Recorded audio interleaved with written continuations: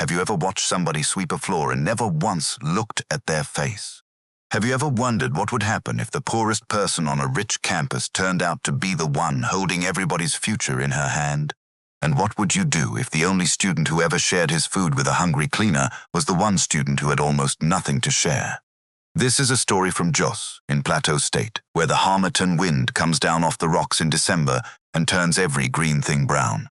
It is a story about a mop, a small nylon bag of rice, and a name called out loud in front of 2,000 people. Sit with me till the end, because the last part of this story will not leave you the way it met you. Dear lovely viewers, if stories like this touch you, please subscribe to this channel and turn on the notification bell so you never miss one. Now, let us begin. Nan Pondavu woke up at 4:40 in the morning because that was when the oil started to sing. He did not need an alarm. In their 2 rooms in Angwon Rukuba, the sound of his mother's frying pan carried through the curtain that served as a door. Mama Rahila would be squatting by the small fire in the yard, turning akara balls in hot palm oil, her wrapper tied high, her breath showing white in the cold Jos air. Jos is not like other Nigerian cities. In the Harmattan season, the mornings bite. The dust settles on everything, on the zinc roofs, on the leaves, on the black rocks that sit on the hills around the town like sleeping animals. People wear sweaters in Jos. They rub Vaseline on their lips and their children's cheeks, and they still crack. Nanpon pulled on his sweater, the grey one with the hole under the left arm, and went outside. "Mama, you did not wake me," he said. "You were sleeping like a person who read till 2 in the morning," she replied without turning. "Because you did read till 2 in the morning. I saw the lantern. There is a test on Thursday. Then sleep is also part of the test." She lifted a ball of akara out of the oil and let it drain. "Take 2 before the customers come and finish everything." Everybody called him Pam. It was his second name from his grandfather, and it had followed him since primary school. Only his mother used Nanpon, and only when she was serious or when she was proud, which with her were often the same thing. Pam was 19 years old and in his final year of civil engineering at Plateau Crest University, a private university on the Rayfield Road. He should not have been there. Everyone in Angwon Rukuba knew that. Private university fees are not for a woman who sells kunu and akara at Faringada Junction. But 6 years ago, when Pam's father died of a chest sickness that they treated too late, because treating it early cost money they did not have, the man had left one thing behind: a promise. He had held his son's hand on a mattress in Plateau Specialist Hospital and said, "Nanpon, you will finish school, even if I am not there. Promise me." Pam had promised, and Mama Rahila had turned that promise into a business. She woke at 3:30. She soaked beans. She ground them at the mill. She fried from 4:30 until 7. She carried the tray to Faringada and sold until the sun went down. On a good day, she cleared 2,800 naira. On a bad day, 1,100. Out of that came rent, out of that came light, out of that came school. The rest came from the Plateau Light Foundation. Nobody on that campus knew who ran the Plateau Light Foundation. It was simply there, the way rain is there. Every year it paid the fees of 40 students who could not pay for themselves. It had built the new science block. It had built the road from the gate to the hostels. Its name was on documents in the Society and nowhere else. No face, no photograph, no chairman shaking hands at a ceremony. Pam's foundation letter had come in his first year in a brown envelope with no signature except 2 initials. It covered 70% of his fees. The other 30% was his mother's beans and oil. He ate his 2 akara standing, drank kunu from a plastic cup, and took the nylon bag she handed him. "What is inside today?" he asked. "Rice and 1 piece of chicken from Sunday." "Mama, you should eat the chicken." "I fry oil all day, my son. The smell alone fills me." She adjusted his collar with fingers that smelled of onions and smoke. "Go and learn, and greet my Kaneng for me." Pam smiled. "I will greet her." He walked to the junction, waited for a KK to fill, and paid 100 naira to be squeezed between a woman with a basin of tomatoes and a man reading a newspaper. Then he trekked the last stretch, uphill, past the rock that the students called the Elephant because of its shape, until the white gate of Plateau Crest University came into view. Gyang the gateman raised his hand. "Engineer Pam, early as usual." "Morning, Uncle Gyang. They should be paying you to open this gate," Gyang said. "You reach here before me sometimes." Inside that gate was a different Nigeria. Cars, not old cars. Big silver jeeps with tinted glass, driven by 19 and 20-year-olds whose fathers were contractors, senators, oil people, church people. Girls with straight expensive hair and phones that cost more than Mama Rahila earned in a year. Boys in white sneakers so clean they looked like they had been carried from the car. And in the middle of all that at 7:15 every morning was a woman in faded blue overalls, pushing a mop. Her name, everybody said, was Mama Kaneng. She was maybe 55, maybe 60, it was hard to tell. Her hair was covered with a scarf that had lost its pattern to too many washes. Her overalls had a brown stain on the left hip that would never come out, and a tear on the sleeve that she had sewn herself with thread of the wrong color. Her rubber slippers were worn so flat that you could see the shape of her toes pressed into them. She mopped the corridor outside Lecture Hall 3 from 7 until 8. Then she did the stairs, then the toilets, then she started again. Nobody greeted her. That was the thing Pam noticed in his very first week, and it never stopped bothering him. 200 students passed her every hour, and their eyes slid off her the way water slides off a leaf. She was not a person to them. She was part of the building like the fire extinguisher on the wall.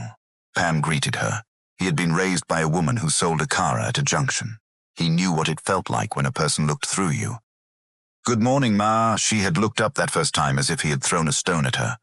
"Morning, my son," she had said, and that was how it started. The mocking started in his second year, and it had one architect, Kelvin Batcher. Kelvin was the son of a road contractor from Bauchi who had made a great deal of money and had never told his son the word no. He drove a black Jeep with the number plate held in a plastic frame that said Boss of the Year. He came to lectures when he wanted. He had 2 boys who followed him, Segan and a quiet one called Dan Lamy, and a girl called Halima who laughed at everything he said before he finished saying it. Kelvin was not stupid. That was what made it worse. He was clever and he used it like a stick. It was a Tuesday in October, hot for Joss, and Mama Kaneng was mopping the corridor outside Lecture Hall 3. Kelvin came past with a bottle of soft drink in his hand, drank the last of it, and dropped the bottle on the wet floor she had just cleaned. It rolled. She bent and picked it up. "Ah, sorry, Mama," Kelvin said loudly. "I did not see you. It is this your uniform? You are the same color as the floor." Segan laughed. Halima laughed. 20 other students who were not part of the clique looked down at their phones and said nothing, which is its own kind of laughing. Mama Kaneng straightened up slowly. She put the bottle in the black bag tied to her trolley. "It is not a problem," she said. "That stain on your cloth," Kelvin went on, pointing with his chin. "Since my first year, that stain is there. Is it a design? Do they sell it like that?" "Kelvin, leave the woman," someone said from the back quietly and did not repeat it. "I am only asking a question," Kelvin said, spreading his hands, all innocence. "This is a university. We ask questions." Pam was 20 steps away with his bag on one shoulder. He felt his neck go hot. He was not a fighter. He was a thin boy in a grey sweater with a hole under the arm, and Kelvin's father could have bought the whole street he lived on. Pam knew exactly what he had to lose. His place in the school, the foundation letter, 6 years of his mother's frying. He walked forward anyway. "Kelvin, move. She wants to finish." Kelvin turned and his face opened into a wide, delighted smile because he had found something better than a cleaner to play with. "Ian," he said, "the scholarship boy, chief defender. I am just saying she should finish her work. And I am just saying she should wash her cloth." Kelvin looked Pam up and down, slowly from the flat shoes to the sweater. "But maybe you two share a washerman. Maybe that is the problem." Sagan laughed so hard he had to hold the wall. Pam did not answer. He had learned in his second year that answering Kelvin only gave the boy more to work with. He simply stood there, between Kelvin and the woman with the mop, until Kelvin got bored and walked away with his boys, calling something about the smell of poverty being contagious. Then the corridor was empty, and it was just the 2 of them and the wet floor. "You should not have done that," Mama Kaneng said. "He was wrong, Ma. Many people are wrong. You cannot stand in front of all of them." She wrung the mop. Her hands were cracked at the knuckles, the skin gray with old bleach. "That boy's father built the road to this gate. Do you know what that means? It means the road is tarred." She looked up at him, and for one strange second, Pam thought he saw something in her face that did not belong on a cleaner's face at all. Something dry and amused and very, very sharp. Then it was gone. It was almost 1 o'clock. Pam had 1 lecture left. He sat on the low wall outside the hall and opened his nylon bag, and the smell of his mother's rice came up, cold and sweet. Mama Kaneng was 2 meters away, sitting on her overturned bucket, doing nothing at all, not eating, just sitting with her hands on her knees, looking at the hill. Pam had noticed this before and pushed it out of his mind 3 times. Today he did not push it out. "Ma," he said, "you are not eating? I ate in the morning. It is 1 o'clock. "Then I will eat in the night," she said, and smiled, and it was the smile people use when they want you to stop asking. Pam looked down at the nylon bag on his knees. Rice and 1 piece of chicken from Sunday. His mother had fried that chicken for the Sunday soup and kept 1 piece for him and had eaten none herself. He had trekked from the junction to save transport money. He was hungry the way a 19-year-old boy in his growing years is hungry, which is a hunger with teeth. He tore the nylon down the middle, the way you tear a wrap of moi moi to share. "Ma, come," she turned. "My son, no, there is too much here. There is not too much there. I have eyes. I know what a mother packs when she is managing." "Ma," he held it out. His arm did not shake, and afterwards he was proud of that. "My mother sells akara at Faringada Junction. Every day people pass her and do not answer when she greets them. If she was sitting on a bucket somewhere at 1 o'clock with nothing, I would want somebody to do this. So please, come and eat." The corridor was very quiet. Mama Kanang sat on her bucket and looked at that torn nylon bag for a long time. Something moved in her throat. Then she got up, wiped her hands on her overalls, sat on the wall beside him, and took the smaller half. "What is your name?" she asked. "Nanpon, they call me Pam." "Pam," she said. "God bless the woman who packed this." That was the first day. It did not stay the only one. It became a thing, though neither of them ever arranged it out loud. 12:50 in the afternoon, the low wall outside Lecture Hall 3, the torn nylon bag. Some days it was rice, some days 2 wraps of moi moi. Some days, when the beans had not sold, it was 1 loaf of our gay bread and a sachet of pure water, and they split even that. They talked. That was the part Pam did not expect. "So what are they teaching you this term?" she asked one afternoon, chewing slowly. "Soil mechanics." She looked out at the hill. "Then you are suffering." Pam laughed. "How do you know?" "Everybody suffers with soil," she said. "Are you doing the shear strength part yet? Or are you still on compaction?" Pam stopped chewing. He turned and looked at her. She was watching the hill, her face calm, the same tired face he saw every morning at 7:15, pushing a mop past the notice board. "Ma," he said, "how do you know about shear strength?" She shrugged with one shoulder. "I clean the lecture halls. 10 years. Do you know how many times I have wiped a board with those words on it? If you wipe a thing enough times, it enters your head." "Ah," Pam nodded slowly. "That is true, it was true. It was also," he thought later, not an answer, because it kept happening. She asked him about bending moments. She asked whether they had done the Atterberg limits, or whether the department had removed them again, and the word "again" sat inside that sentence like a small stone in rice. Once, when he complained that a lecturer had marked him down on a beam calculation, she said without looking up from her bucket, "Did you check your working, or did you check your units?" He had checked his working. His units were wrong. He told his friend Choji about it on the way to the tuck shop. "The cleaner asked me if I checked my units." Choji shrugged. "Old women know things. My grandmother knows more about pepper than the Ministry of Agriculture." "It is not pepper, Choji. It is engineering." Then she was married to an engineer, or her son is one. Choji pushed the tuck shop door open. "Buy me 1 meat pie." "With what money?" "With the money you use to feed cleaners." That stung, and Choji saw that it stung and said sorry, and it passed, because Choji was a good person who simply said things before he weighed them. But it stayed with Pam because it was the same joke Kelvin made. Kelvin only made it louder. Kelvin had not stopped. Kelvin had upgraded. "Ah, the family is eating," he would announce, strolling past at 10 minutes to 1. "Mama, small chop for me too? Or is it only members?" "God bless you, Kelvin," Mama Kaneng would say. That was her answer to everything. God bless you. It was maddening. Pam wanted her to shout. He wanted her to throw the grey mop water on those white sneakers. She never did. She said, "God bless you," and she went back to the stairs, and Kelvin walked away feeling he had won, because people like Kelvin count silence as a point. "Why do you allow him?" Pam asked her once. "Because he is 19, she said, "and because I'm watching." "Watching what?" She smiled and did not answer, and rinsed her mop in the grey water. At home, the arithmetic was closing in. Mama Rahila kept her money in a blue biscuit tin under the bed. Not all of it. Some went every week to a thrift collector called Mama Laddie who came round on Fridays. But the tin was the emergency, and the emergency had arrived. Final year clearance. Every student had to pay the balance of their fees before the project defense, or their name would not appear on the graduation list. No name on the list, no certificate. No certificate, and 6 years of frying akara had bought nothing. The Plateau Light Foundation paid 70% straight to the bursary, quietly, every session. The balance for Pam's final year was 147,500 naira.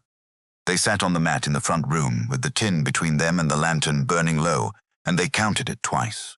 63,200 naira. "Count it again," his mother said.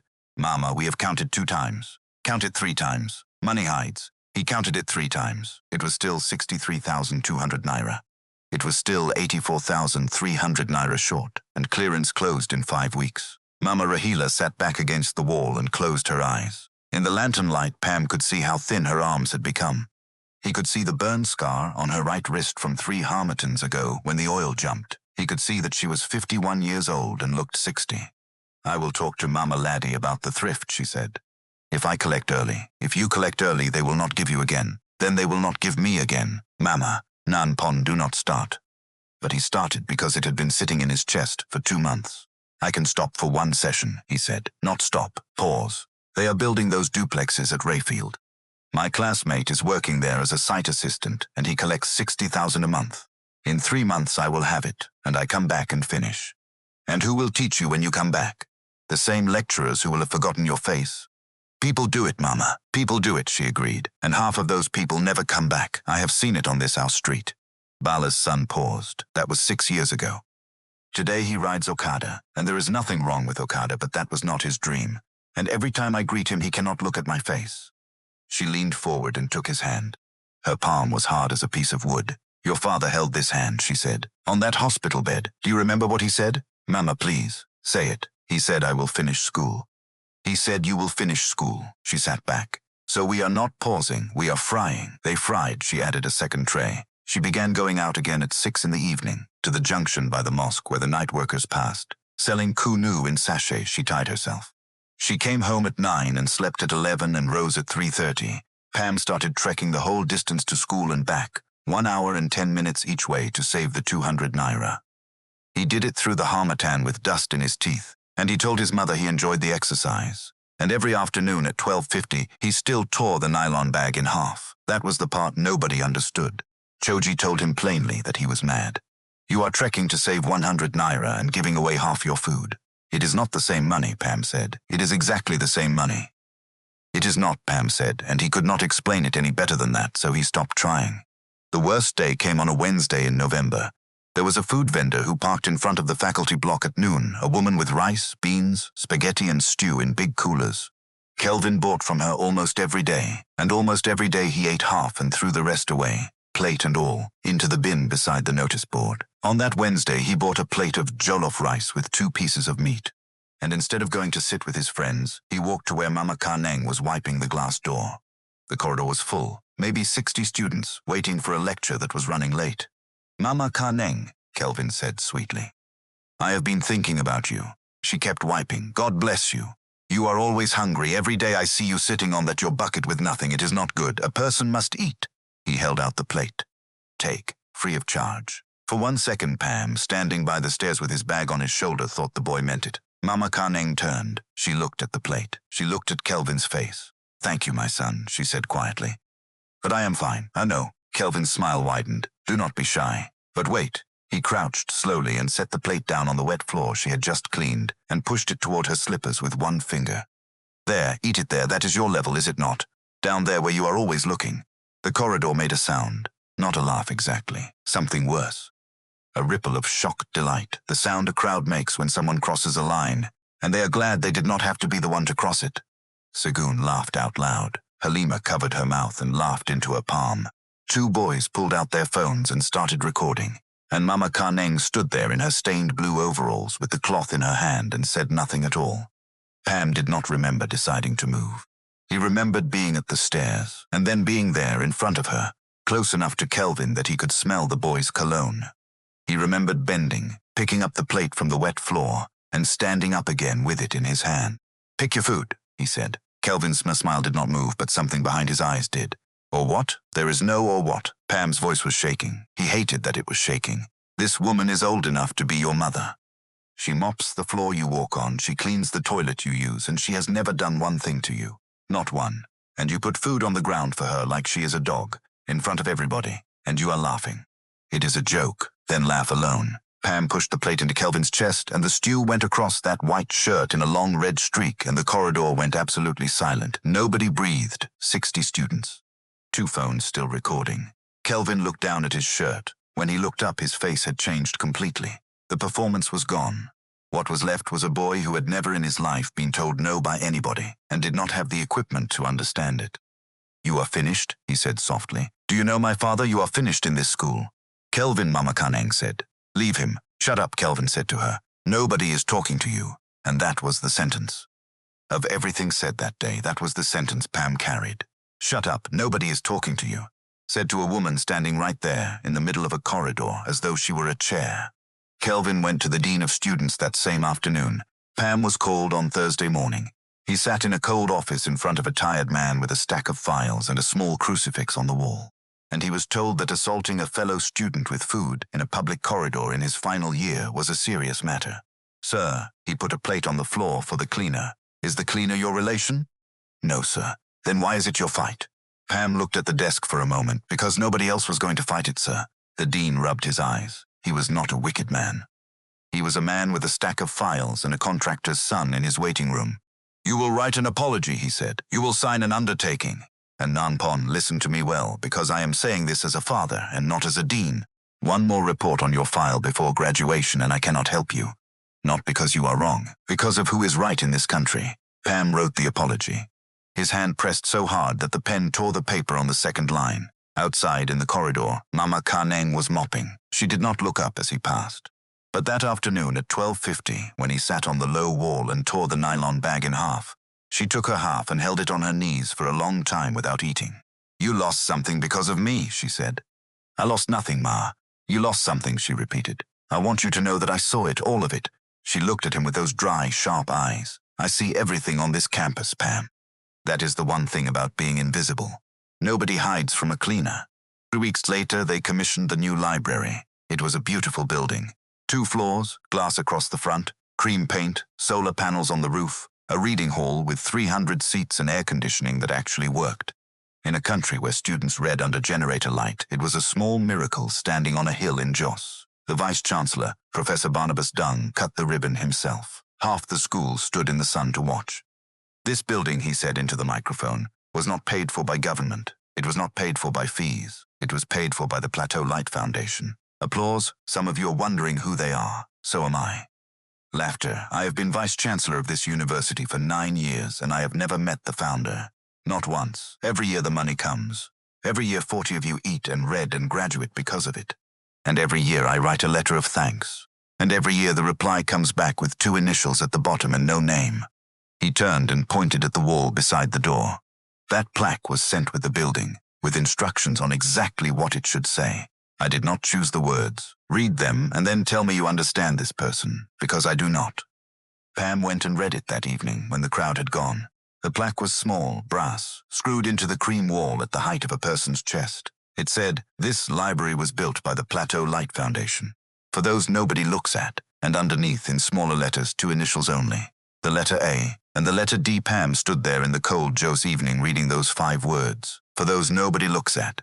It was a strange thing to write on a library. He thought about it while he read it, and he could not make it fit. Then a bucket scraped on the concrete behind him, and he turned, and Mama Kaneng was there. She was mopping the new floor of the new library in her stained overalls, 2 feet from the plaque, and she did not look at it, and he did not look at it either. And the 2 of them said good evening to each other, and that was all. Later, Pam would think about that moment maybe 1,000 times. The plaque, the woman, the mop, the space of 2 feet between them. The answer had been standing right there in front of his eyes, and his eyes had done exactly what the plaque said. They had not looked. The next morning, Kelvin walked past the plaque with Segan and stopped.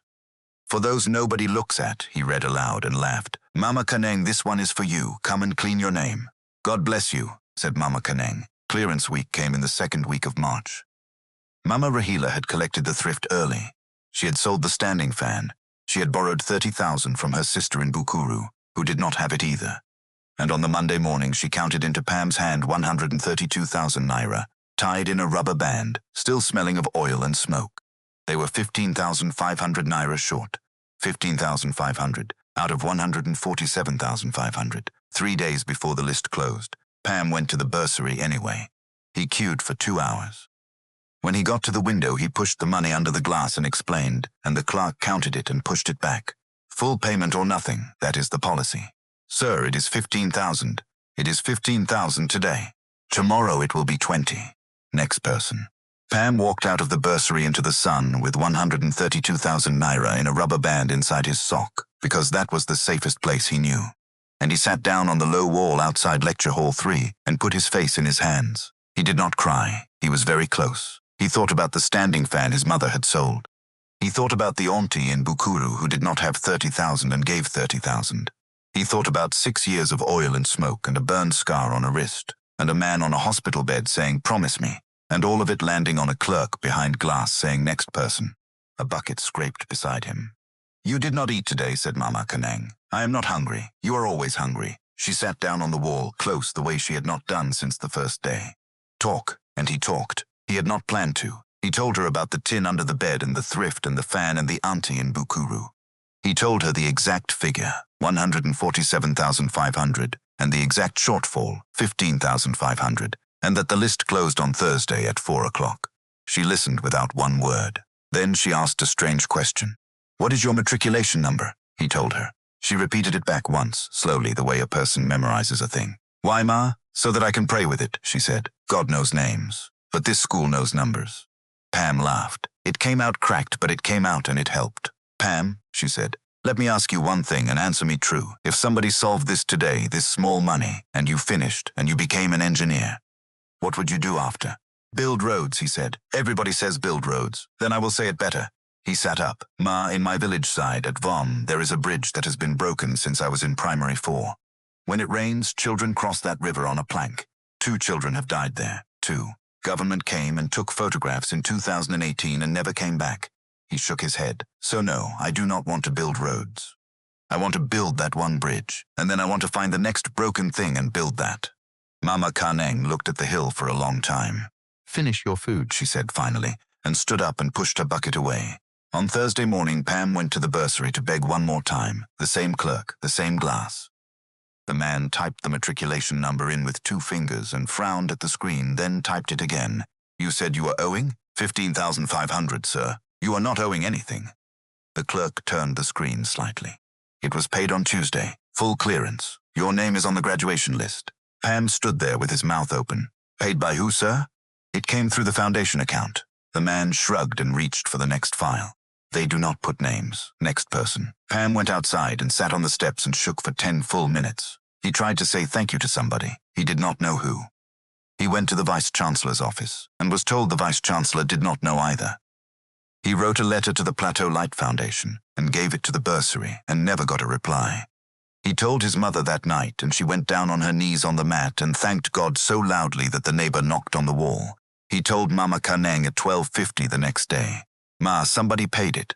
"Ian?" She was eating moi moi. She did not stop. "God is good. They paid it through the foundation." "Then thank the foundation." "How?" "Nobody knows who they are." Mama Kaneng chewed. "Maybe that is how they want it," she said. "Maybe when a person gives with a name attached, the name becomes the gift and the gift becomes small. Eat your food, Pam. You are getting thin."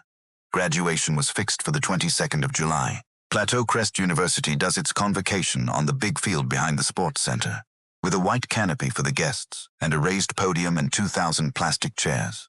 Parents come from Abuja and Kaduna and Lagos. There are photographers, there are drummers. There is a woman who sells roasted corn at the gate and makes a year of profit in one afternoon. Mama Rahila did not sleep the night before.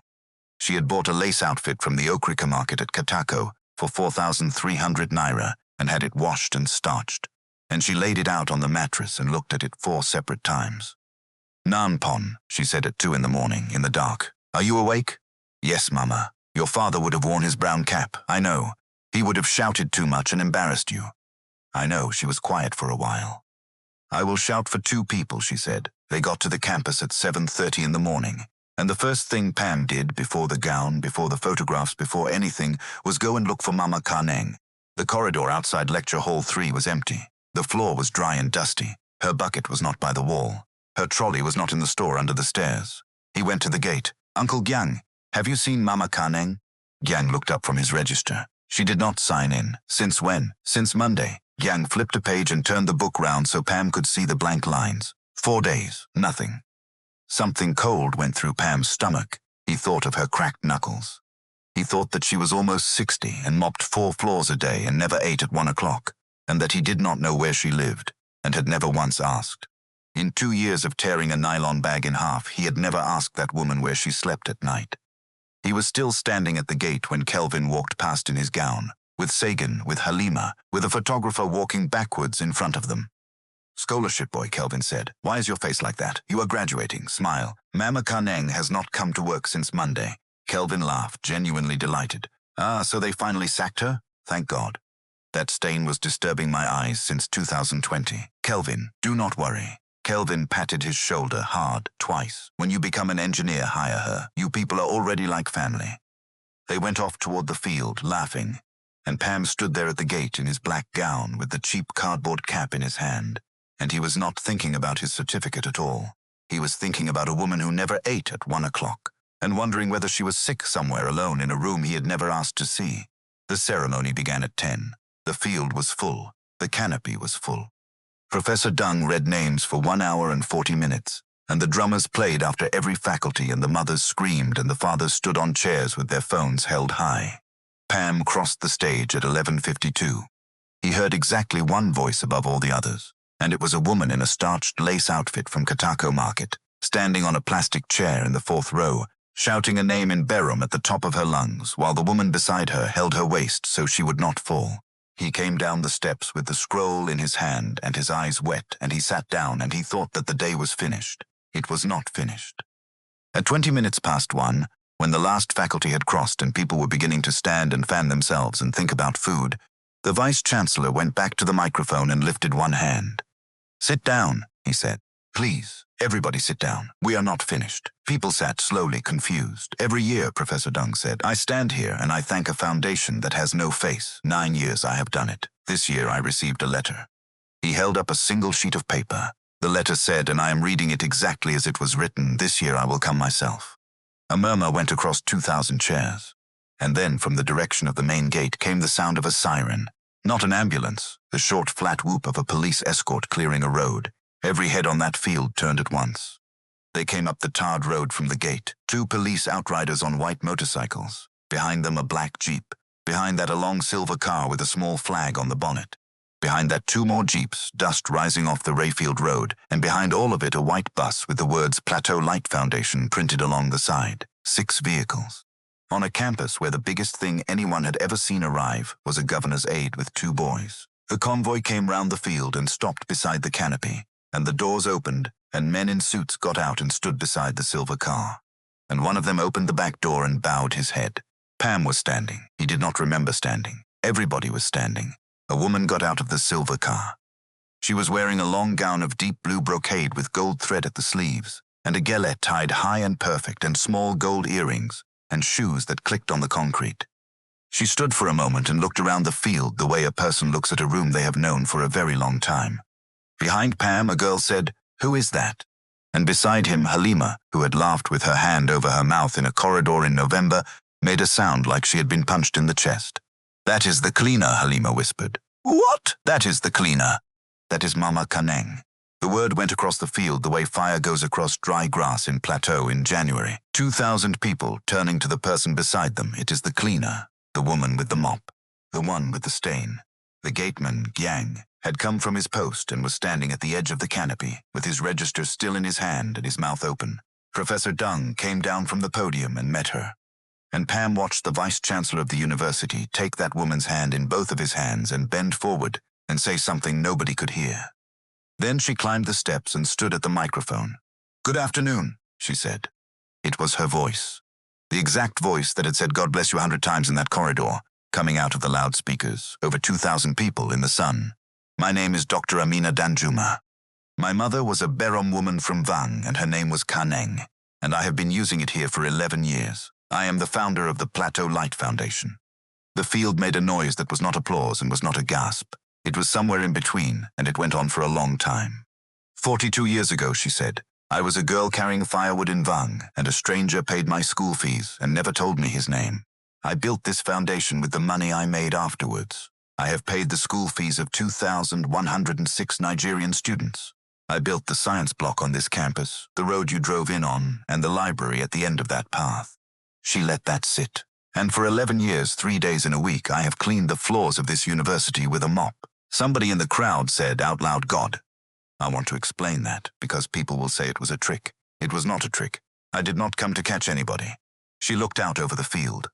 I came because when you give money from far away, you begin to believe you know people. You do not. So 3 days a week I put on an overall, and I stood in the corridor, and I watched what my money was building. Not the buildings, the young men and women. She adjusted the microphone. I have learned things a report cannot teach me. I have learned that a person's true character is not what they show the vice-chancellor. It is what they show the woman with the bucket, whose name they do not know, who they believe can do absolutely nothing for them. That is the only honest test there is. And I have watched all of you take it every day for 11 years. The field was so quiet that you could hear the canopy cloth moving in the wind. Some of you failed it, said Dr. Amina Danjuma. I am not going to call names today. You know your names. You know what you have said to me in a corridor. You know what you put on the floor. Nobody moved.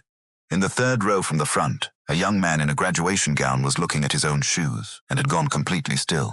But one of you, she said, and her voice changed. One of you passed it in a way I have not seen in 11 years. She lifted a hand and shaded her eyes against the sun and looked out into the sea of black gowns. 2 years ago, she said, a student in a grey sweater with a hole under the arm sat down beside me and tore his lunch in half.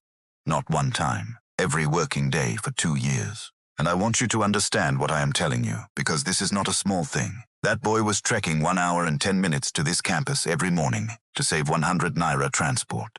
His mother sells akara at Farin Gada Junction. He had less food than anybody sitting here today, and he gave half of it away every single day to a cleaner he thought had nothing. She paused. And when a rich boy put a plate of rice on the wet floor and told me to eat it there, in front of 60 students, that hungry boy was the only human being in that corridor who moved. He got a query for it. He nearly lost his final year for it. He never once told me. I know because I was standing there holding a wet cloth, and nobody hides anything from a cleaner. She looked down at the paper in her hand and did not need it. Nanpon Davu, she said, stand up. He could not. His legs had stopped belonging to him. It was Choji who pulled him up by the sleeve of his gown, and then the whole row was pulling him. And then 2,000 people were on their feet and the drummers had started, and his mother was screaming in the fourth row with both hands on her head. Come, said Dr. Danjuma. Bring your mother. They walked to that podium together, the graduate and the woman in okrika lace, and the field roared. The Plateau Light Foundation is awarding 1 full international scholarship this year, she said, when the noise allowed her. Tuition, flight, accommodation, and upkeep. 5 years for a master's degree in structural engineering. It is worth 38 million naira, she turned. Nanpon, you told me you want to build 1 broken bridge at Vom, where 2 children died crossing on a plank. Go and learn how, then come home and build it. The foundation will pay for the bridge as well. She took Mama Rahila's hand, and Mama, she said, your son fed me for 2 years with food that you fried at 4:30 in the morning. So it was never really him feeding me. It was you. She held up the woman's burnt wrist so the field could see it. This scar bought this scholarship. Everybody, look at this hand. This is what it costs. Mama Rahila did not shout after all. She simply sat down on the top step of the podium in her starched lace and wept into both palms while 2,000 people stood and clapped for a woman who sells akara at Farin Gada Junction. Kelvin Batcher did not collect his award for Best Dressed Graduate that afternoon. He was not there when they called it. His jeep left through the gate before the drummers finished, and Giang wrote the time in his register out of old habit, and that was the last anybody on that campus saw of him. 4 months later, Pam flew out of Abuja for the first time in his life, wearing a grey sweater with no hole in it. The bridge at Vom was completed 3 years after that. It is a small bridge, 9 meters, concrete with a rail on both sides. There is a plaque on the eastern post and it does not carry the name of the engineer who designed it. It carries 5 words that a woman once had screwed into a library wall in Jos. For those nobody looks at. Dear friends, thank you for staying with this story to the end. Watch how a person treats somebody they believe can do nothing for them. That is where character shows itself. It costs a man very little to be kind to the one holding the money, or the offer, or the job he is hoping for. Because he is hoping. What Nanpon Davu did at 10 minutes to 1, every working day for 2 years, was for a woman on an upturned bucket who could not help him, and as far as he knew, never would. He did not share his food to be rewarded. He shared it because his own mother was that same woman at another junction, and he could not sit and eat in front of hunger. So let me ask you honestly, are you kind to the cleaners, the gatemen, the security men, the sweepers, whose names you have never bothered to ask? Do you know the name of the person who cleans the place where you work? Please tell me in the comments, and tell me one person whose name you are going to learn this week. If this story moved you, please like it, share it with somebody who needs to hear it today, subscribe to the channel, and turn on the notification bell so the next story reaches you. Thank you for your time, thank you for your heart, and may your own kindness find you on a day you least expect it. This story is a fictional dramatization. The characters, names, places, and events are creations of imagination, and any resemblance to real persons, living or dead, or to actual events, is entirely coincidental.